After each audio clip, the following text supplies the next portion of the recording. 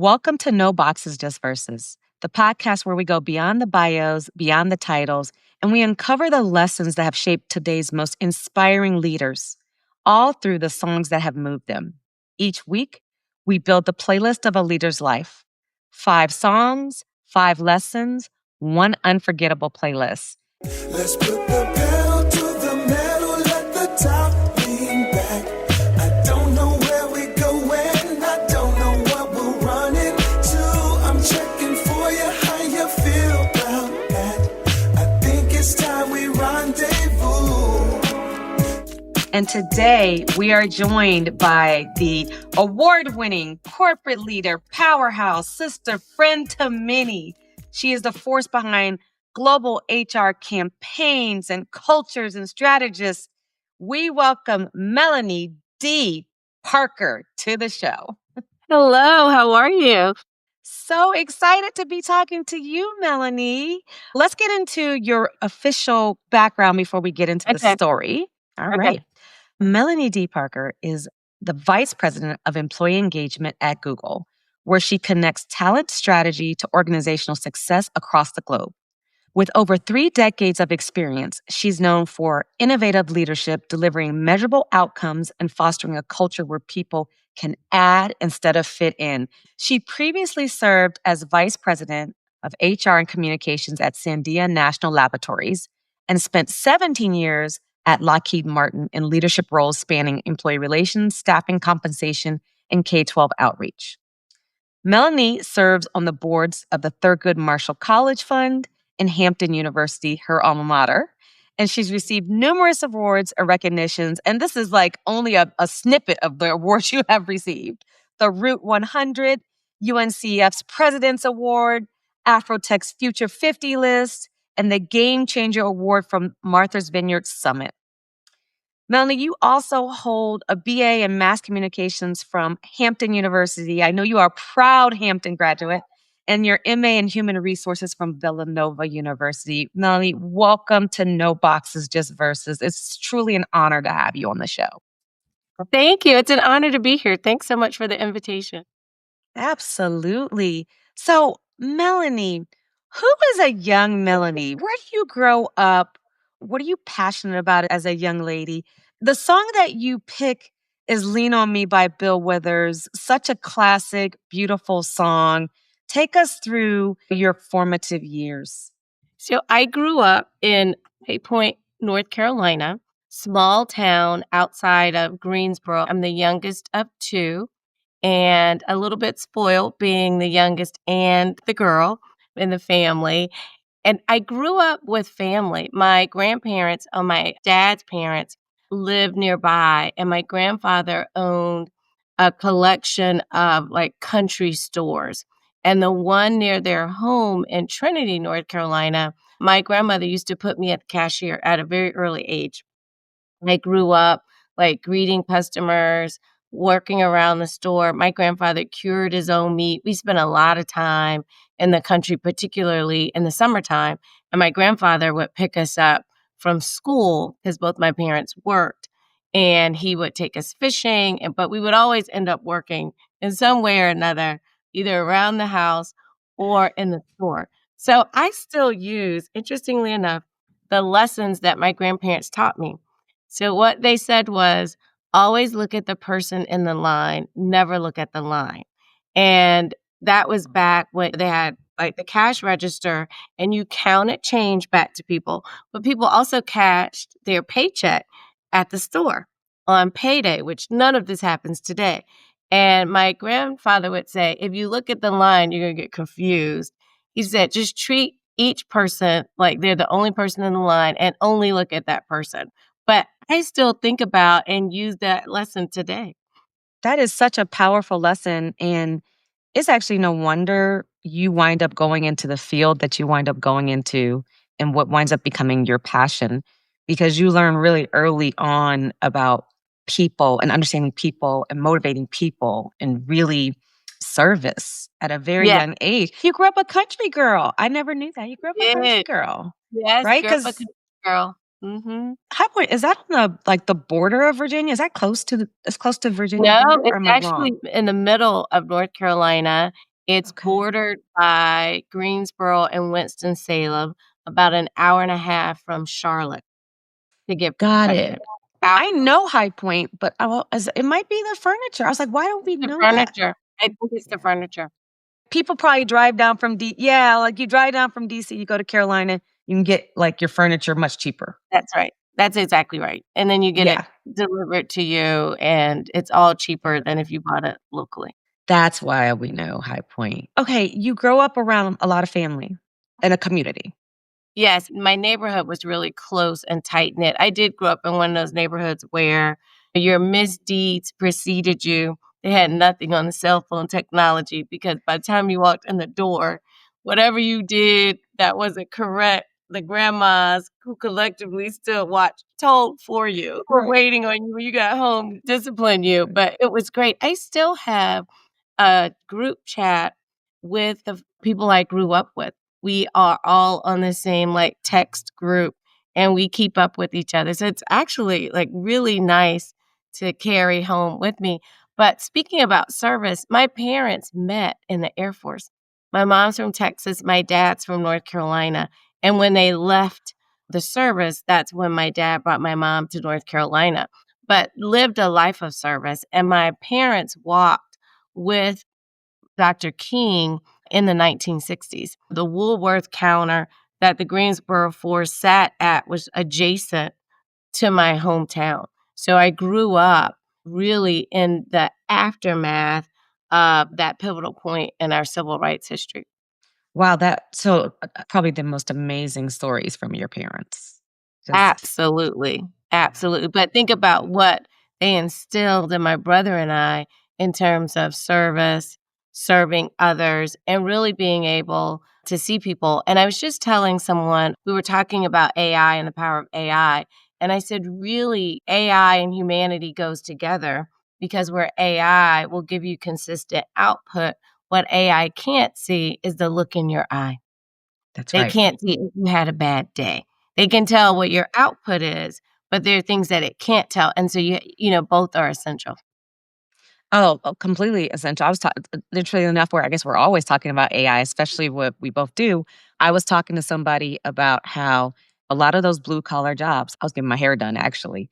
And I said to my stylist, shout out to Sarah, AI will never replace you. AI can take a picture of me and give you some ideas for my Yes, hairstyle. It could give you ideas for how to do this color, all of the things, but it's never going to be able to do the curl, do the cut, do all of it's just never going I'm never gonna, that's A, right. trust it to do that, and she has magical hands. She's not just doing your scalp, she's massaging your scalp, and she's pouring into you and ministering to your soul and your spirit through that whole process. Completely agree with Right. you. Melanie, what advice, given where we are with AI, it's multiplying and changing daily, what the workforce of the future looks like and what we think it is today will be a totally different, I think, conversation in the next year, probably 6 months, year, 2 years. What advice do you have to people who are trying to navigate this in the workforce? My advice is embrace it. We're already in the age of AI. It's already here. Embrace it, learn it, challenge yourself, use it every day. If you go to growwithgoogle.com, we have career certificate programs. There's a lot of courses on AI essentials, how to use tools, but whatever that is for you, you just want to embrace it and you want to start to incorporate it to help accelerate, optimize, be more efficient. That's how we're going to continue to walk into this future of AI together. And we hear so much on the news about AI replacing jobs, but then we also hear there are new jobs becoming available. Both can be true. And so I think we just have to lock arms, embrace it, and walk into that future together. Correct. And so, Sarah, you're good. Your job's not going anywhere. So, okay, you and what a blessing also. I cannot underscore. I tell my kids this all the time. Especially when my mother comes out to visit, you don't know how blessed and fortunate you are to grow up with a grandparent, at True. least one. At You least do one. not know At least one. And because now I'm a grandmother. And my granddaughter, Noelle, she has a great-grandmother, so there are 4 generations of women, and it's such a blessing to be able to have that. When she gets to be our age, she's really going to relish in that. I still vividly remember going to visit my great grandmother in Texas. Like I vividly remember those trips. I remember this was a woman I could have conversations with about her ancestors, where they were from in Longview, Texas. She certainly knew people who had been in slavery. And Yes, I that's don't need a right. textbook because she could tell me about that. And nothing replaces it. Where my family's from in North Carolina, they still had a log cabin on the land that they sharecropped, and the cocktail table in the family room was actually the wheel of a wagon that they used to sharecrop, and they made it into a table. To grow up with that type of living history, nothing really Yeah, surpasses that, and that our responsibility is how we hand those stories down to our own children, and that so they can continue to pass that down. that's right. When you were looking to go to college, were you considering the fact that you wanted to go to HBCUs? Question, Yes, because I you got an did. I went HBCU. as an Okay. interview. You got one right there in your state. So I I don't have know if you were in the backyard. I have many in my state, but grew up right. in the backyard of North Carolina A&T and Bennett, which was my first time going on college campuses. And then in my own city, there's High Point University, that was High Point College, but we went to programs at A&T and Bennett. So I knew that I wanted to go to an HBCU, but I also knew that I wanted to be further away from home than 15 minutes. You must have known people from your community that went to those schools. So you I already did. knew what it was like for them. I already knew, and I needed to be a little bit further than my father's ability to drive up at any time he wanted without warning, and I knew that he would do this because I had cousins in Fayetteville who were at A&T, one at, Winston-Salem State, and my dad, on a whim, would just drive over, and even I knew they don't want you there without you calling them first. That's right. That's right. I think I shared with you, I grew up in the DC area in Howard, and I mean, I'm up at Howard in high school, and Yes. my father's office is not too far away from there, so that just didn't seem like a good idea. No, Even though no. Charlottesville is close-ish, nobody's hopping in the car on a Friday night saying, "And let me drive 2 hours down to Charlotte." That's right, and Hampton was a 5-hour drive, so I knew they needed a little bit of planning to do that. Although I will say, when my parents dropped me off, my dad cried, and I was like, "Don't leave me." So my dad was like, "We can spend one more night," and my mother's like, "No, we have to go."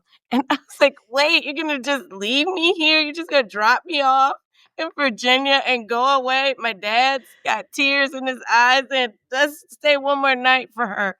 My mother's like, "We have to go." My mother was right. By the time evening came, I was buying pizza with people who became lifelong friends. And so you thrive at Hampton.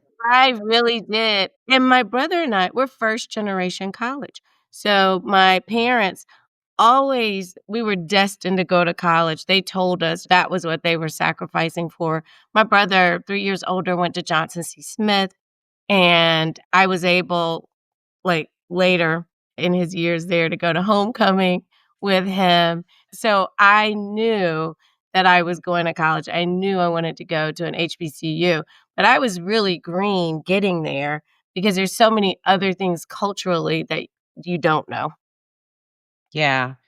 But you find your stride there, you make great friends, you find some stuff you're passionate about. That's exactly right, and you find yourself in a way Yeah. that's different, and, like, the people that I told you that I cherish and hold so dear that we're on the same group chat, we grew up together.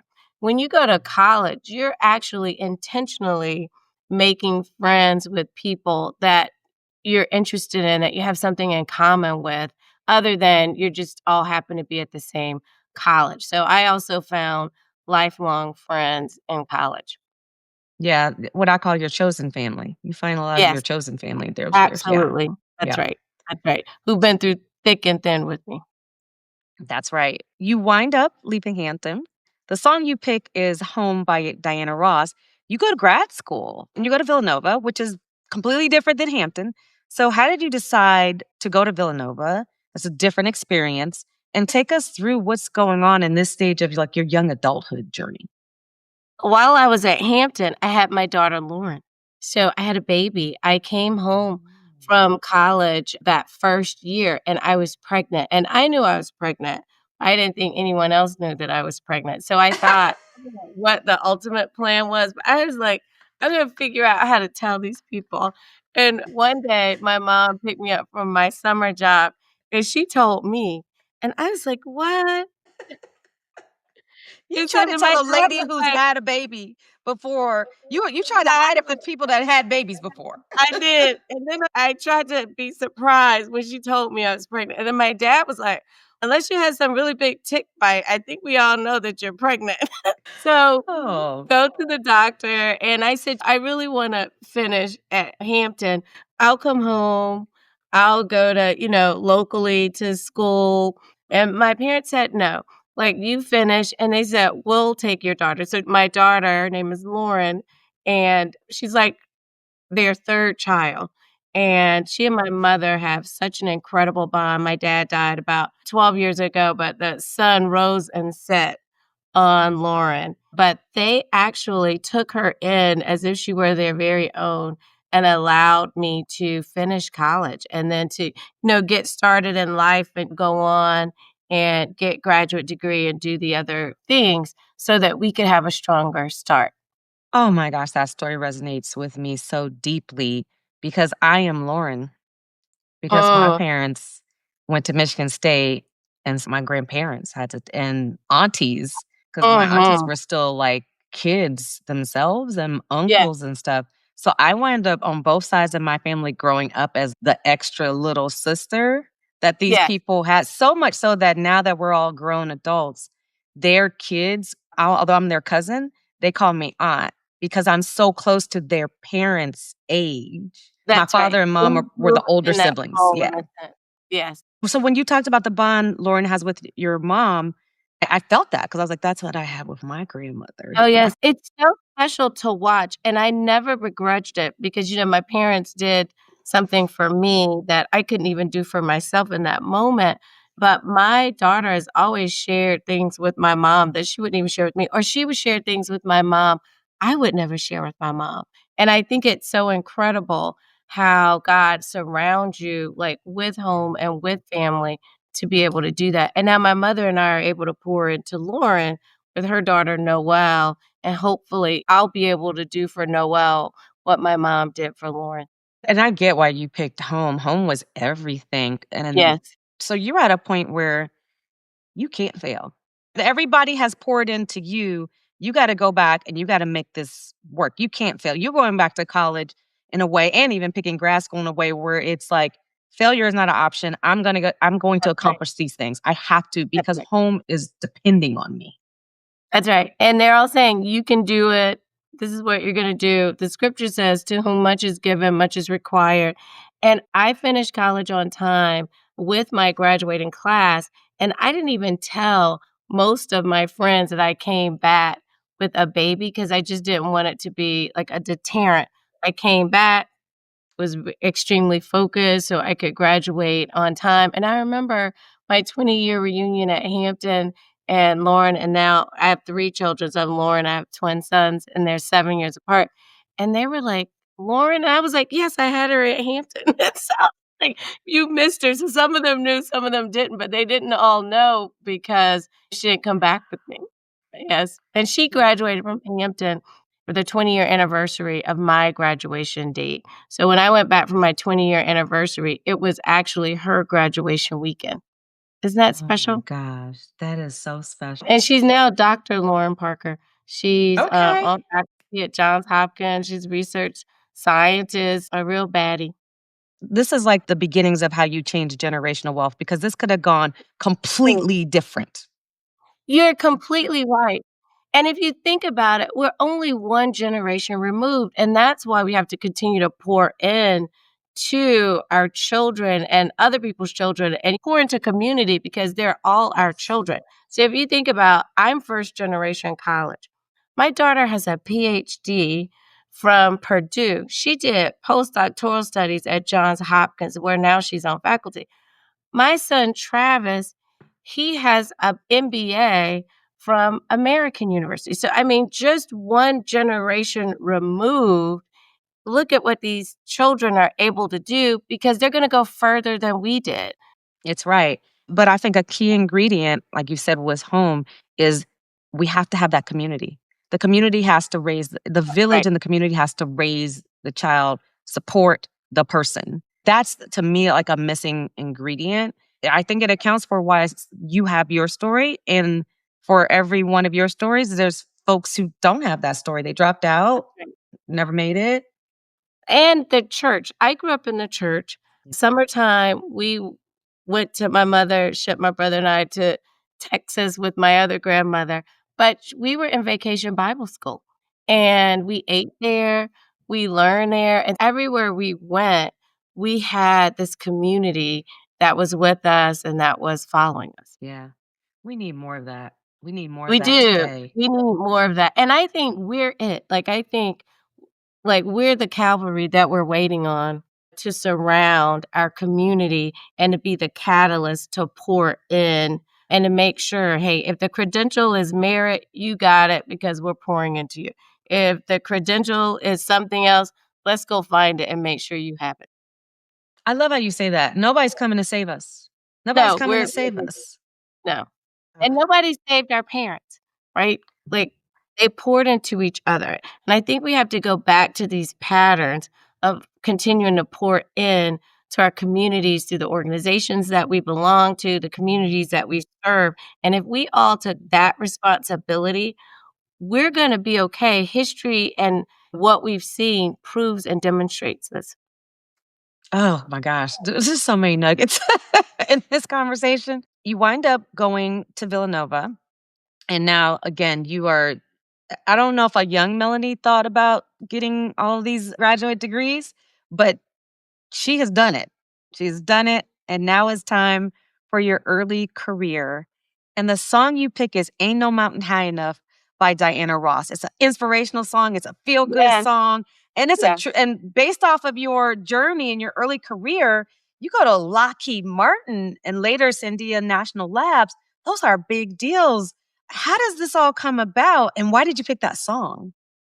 I picked that song because when I started at Lockheed Martin, I wanted to learn, I wanted to absorb, and I had a manager, his name was Ted Glatt, and he would bring me in his office every week, and he would teach me about HR because I was a mass communications major, and he taught me HR. He would say, "Melanie, just come every Friday." I was a sponge for all of it, and so about every 2 to 3 years, and really every 2, I changed positions. So I had a lot of breadth and depth of knowledge because I was exposed to a lot early on. And I remember I wanted to work in compensation, and I had a coworker who said, "Oh, Melanie, you don't want to work in compensation. Some people get there and they get derailed because it's really hard." And I said, "Oh, I do hard things. When can I go? Sign me up." Is that what it is? 'Cause, I conquer hard things all the time. I don't know what you mean, but I also picked that song because I'm not defined by a box. And my early, like, upbringing, having a baby early, wanting to make the people proud who allowed me the opportunity to go be great. I wanted to more than prove that and give that back, and boxes weren't allowed in that story. So if you told me it was hard or challenging, I was gonna prove, "No, I can go do that." So I had an incredible 17-year career there, and there were a lot of lessons that I learned along the way, but I was just ready for all of it. I love that. First of all, obviously, I love the reference to no boxes, given the title of this podcast. Thank you for that shout out and Yes, soundbite. yes. But it's true. I mean, that's really why you're on this show. Your career was about being no boxes. You spent 17 years at Lockheed Martin, which again, in today's world, people are like 17 years. but it sounds like you just kept reinventing yourself. That's right. It wasn't like 17 straight years because I changed jobs. With changing jobs, I changed business areas. And so I had a wide exposure and really a robust career that was probably 5 or 6 different companies in the breadth of Lockheed that I was able to do that and went through their executive leadership development program that gave me even more exposure, so I was able to like leverage the relationships and the networks and the expertise with each role that I had. And that really helped when I went to Sandia, which was managed by Lockheed at the time that I was there. Melanie, I think a lot of us at this age have been very fortunate to be through what I'll call these management rotational Yes. programs. I went through one at Amgen. We wound up actually being able to be expats. So we lived overseas in Switzerland. Are you seeing, given the vantage point of where you are incorporating your role, are you seeing companies still doing those programs? Not doing those programs? I think they were incredibly advantageous to both the employee and the company, but what are you seeing? I don't see it to the same degree. At one point, every career track had a leadership development program. I see more just across industries, leadership coaching and more training and development enrolled, not necessarily like the same as being in a specific leadership development program designed to accelerate and leapfrog you by the knowledge and the network and the type of projects that you were able to work on. But I do think for all of us that were in those programs, it's been invaluable. For folks who are at companies where you have the ability to potentially have some influence on these programs, I think you have two people right here who are living proofs of these programs. I literally thought you just go work at a company, you go work at a law firm, practicing law, then you go work at a company and you just that's all you do. And I think everybody should have the experience of what I call carrying the bag. Everybody should get exposure to sales. Everybody should get exposure to how I does think this that's right. company make money? Like That's right. everybody. That's right. And I'm not seeing enough people do it. I don't know And why. finance for non-financial managers, right? And, like, what are the different buckets of money? How do you decide what goes to them? We all need not just business acumen, we need financial acumen because that's actually how we'll know how to add to things, not just fit into things. And we should want something bigger than ourselves. Like, when each time I made a leap and took a different role, I didn't always take a promotional role. I did a lot of lateral moves. And I think that's a really good lesson because a lot of people are only looking to get promoted up. But especially early in your career, you want breadth of experience. You just want lateral moves so that when you're ready to go up, you're the most competitive candidate because you have the breadth of the skill. And sometimes we stay too long. I don't remember the name of it, but there was a study by the University of Michigan years ago, and it said that women stayed in roles longer than men because we wanted to check every box, and that men at large progressed faster because they were willing to take on more challenge because they just wanted more money and they didn't feel like they had to know it all to do it. They just figured we'll get there. Mhm, But mhm, women at large, that study said, we wanted to check all the boxes and say, oh, I'm not ready yet because I didn't do X, Y, and Z. And mhm. so I do think the programs that we were in helped us get past that to accelerate the growth. Yeah, I'm seeing this has been a recurring theme for several folks that we've interviewed during this season. And lots of people, myself included, have taken steps that have either been sideways lateral steps, or in my experience, I think folks thought I took a backward step. And that's fine. Because at the time, everybody was, like, making partner, and I was talking about, "Okay, so I'm gonna master accounts receivable and accounts payables and stuff like." They just They were didn't like, understand. That's right. "No, That's right. they didn't But understand. I'm you gonna." Y knew what you were trying to. You know what it was? I wish I could tell you that, like, I knew that this would propel me to become a CFO. It was probably less of that at the time. It was more that I knew I wasn't happy doing Yes. the other stuff. And so Yeah. I was willing to take a pay cut. I was willing I was energized by learning the whole controllership side of the house. Like, it was exciting for me, and at that point in my life, I just was like, "I gotta do what's exciting for me, and if this winds up being a step backwards and I never make it to where they make it, I made it where I want it to be." Like, I'm happy with where I got. I don't really care that you became a partner at this big law firm, which is so funny because now some of those same people are like, "Oh my god, what you so amazing what happened to your career."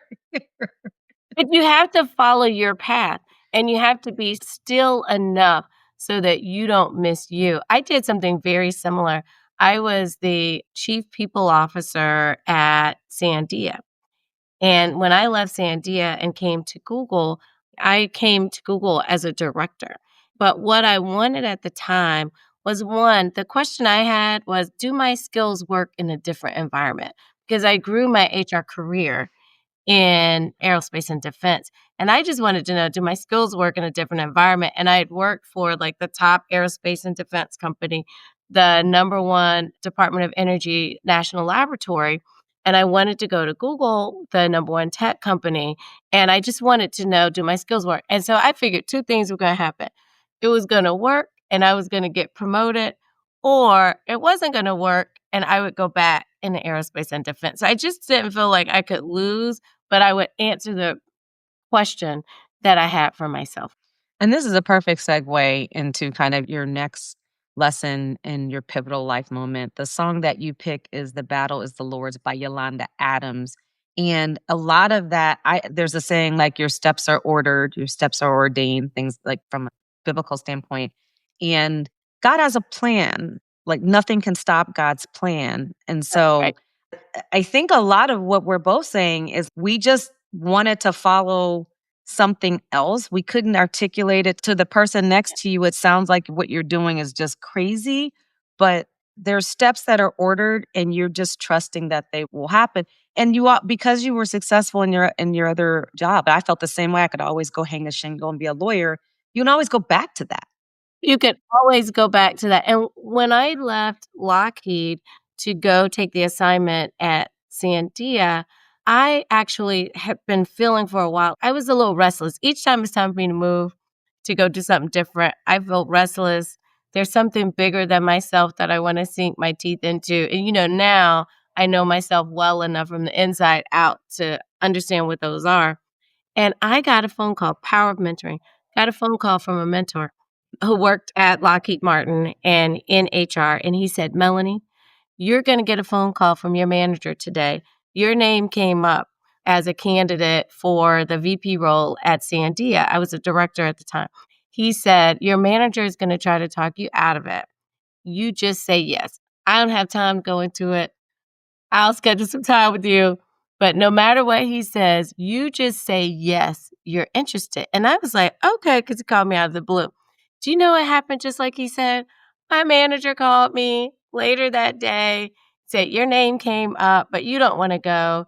You'll get to VP. I'll make sure you get to VP. Don't worry about interviewing. And I said, I want to interview, actually. Yes, I am interested. And he was shocked because I had been with him for a long time. And I thought he was very vested in my development. And had my mentor not called me, I would have listened to my manager because I would have trusted that he had my best interest at heart. And I would not have gone to interview for that role. Wow. The power of just having somebody that you can trust as a mentor and supporter is priceless. It is because you do trust, and you should, your leaders that they have your best heart, but you do need mentors and people who have vision and insight that is bigger than you and that sit in rooms that you don't sit in, that can give you like wise counsel and keen insights and discernment that you just don't know enough to have yet. How did the Google opportunity come up for you? We were at a point at Sandia where the government, Department of Energy, recompeted the contract and it went to Honeywell. And I had a great job waiting for me back at Lockheed. But headhunters started calling and I wanted to know, I told you, like, do my skills work in a different environment? And some headhunter, I don't know who this person is. I had never met her before. She called me and said, talk to me about a job. And I said, I'm not interested. I have a job waiting on me back at Lockheed Martin. Thank you very much." And she said, "If you go back to Lockheed," she said, "you're never gonna leave there. That's gonna be your whole career." And that was so profound. And I thought, "That's the only place I'm gonna work my whole career?" And it was so pivotal for me. And I thought, "Why aren't I looking at other roles? Why aren't I looking to see, like, how my skills work outside of Lockheed?" And it was that phone call from someone I don't even know and couldn't tell you their name today that made me think about that. And I had a person that called me from Google who had actually worked at one of the national laboratories, and he knew enough about the environment to compare the academic playground of our national laboratories to the academic playground in tech. And he said, "You should at least come out and talk to us because you're gonna find a lot of similarity here." And that's what really hooked me in, and then I came to the campus, and I thought, "Wow, they really are doing something, like, novel here that I wanna contribute to." Again, perfect song, "The Battle is the Lord's," because you're just really you're doing things that are not like the cookie cutter steps. The safe play would have just been to go back to Lockheed. Great job. They know you. You've got the mentors and supporters Yes, there. Like you that's could right. just ride that puppy out, right? To the That's wheels right, and fall I know off. no one in California. I knew I had to move to California. I had never lived as west as I was in the Southwest in Albuquerque, New Mexico, which I also knew no one. But because you do things and you've never done them before, it actually gives you confidence to go do the next thing. Yeah. The other question I have for you that I think would be helpful for listeners, given again, just you have coached and mentored and done a lot with Yes. this strategy and employee engagement. How I get this question a lot. How do you find a mentor, even more so than a mentor or supporter? How does a young person even find one? You've had some good ones in your careers. What advice do you have? The advice I have is one, you need more than one. And typically what we do, and I did this too, and I think this is important. Initially, you're gonna look for someone who's like you because 'cause you're looking for connection. So, when I started out with mentors, I had a lot of Black women as mentors, but that was in my network. They knew enough about me or knew enough culturally about me to get me where I needed. You also need a mentor who is completely different from you. So, when I went into my first mentoring program at Lockheed Martin, they gave me this wonderful Black woman, and I said, "No, actually, do you have a white male that could serve as my mentor?"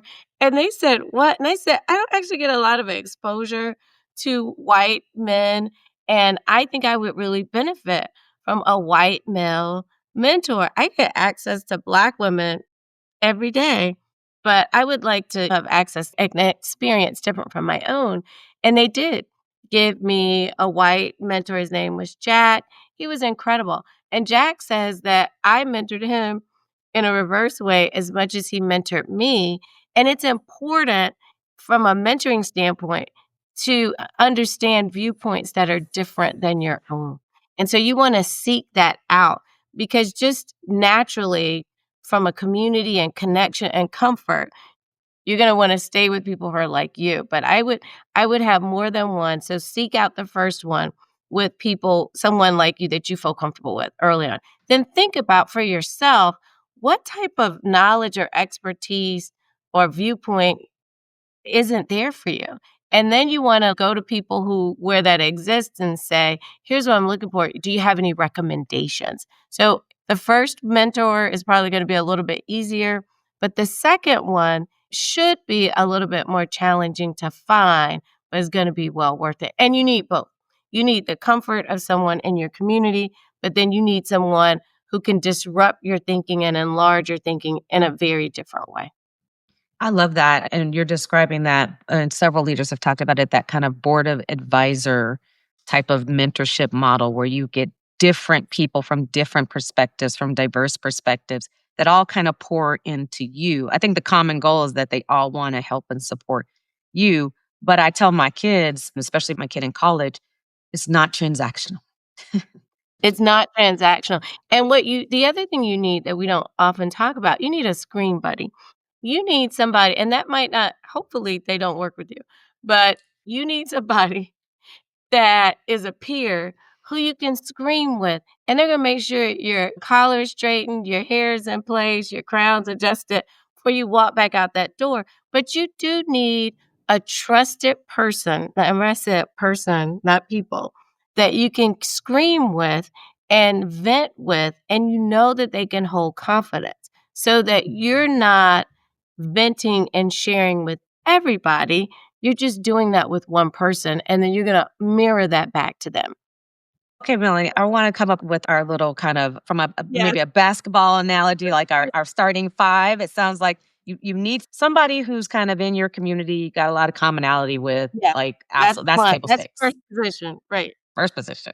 Somebody who is completely not like you, who has a Yes. seat at the table, can open your eyes to things you would never be exposed to, will see it completely different. You need that person too.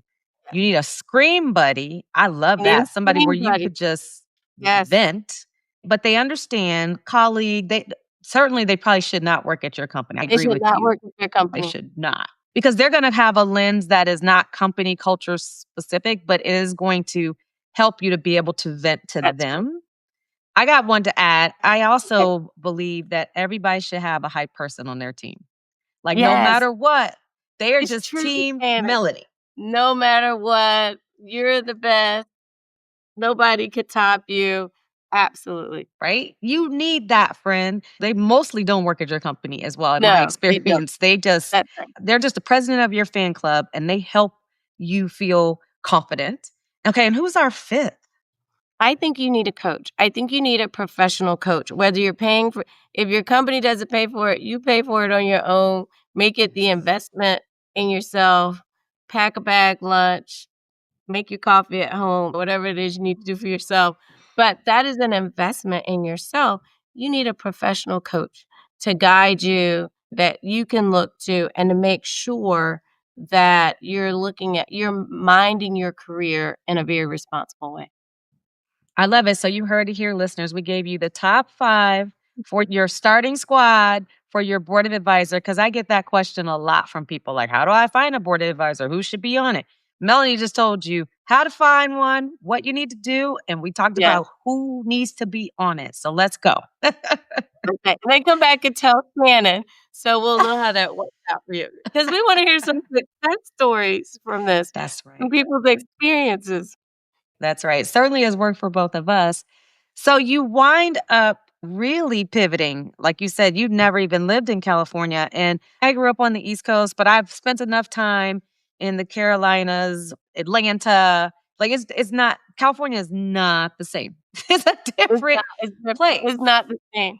It's not at the all. same. So you have to navigate that. And you're navigating that in arguably the world's biggest tech company.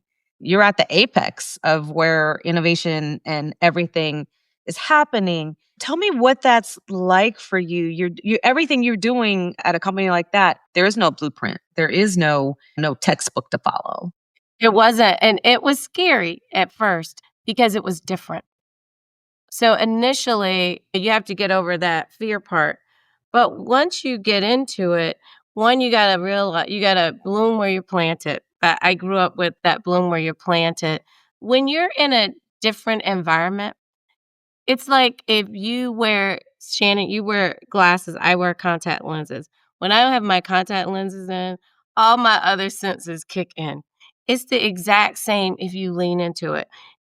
You know more than you think you know, and it's gonna come up, and you're gonna be able to use it. You have to learn the language of the new environment so that you're expressing it in a way that it's heard and understood, and so that people know, like, where you can contribute, and it's where I go back to this mantra I have now about add in versus fit in, because you don't wanna get to that new awkward, uncomfortable, scary place fitting in. Because you don't wanna fit in, you wanna add in, and you how are we adding in? You're gonna add in with your skill set, you're gonna add in with your cultural competencies, and you're gonna add in with your financial acumen and your business acumen, and you're gonna learn how this company makes money, how your talent adds something to the portfolio that they didn't have before. For me, it was a maturity and a seasoned experience in aerospace and defense that was different than what was in tech, bringing those mature strategies in. But that's how your superpower shines through. Oh, and boy, does your superpower shine through. And so we're at this season in life. The song that you picked as a personal favorite, This Girl is on Fire or Girl on Yes, Fire by yeah, Alicia Keys. So you're in your stride. Tell us why this song and just where you are in this yes. stage. I'm in my stride. I feel like I'm really at the apex of my career. I'm still looking for things that are bigger than me to sink into and grow. I want to take those experiences. I'm pouring back into my community and the organizations that I'm in, the boards that I serve on.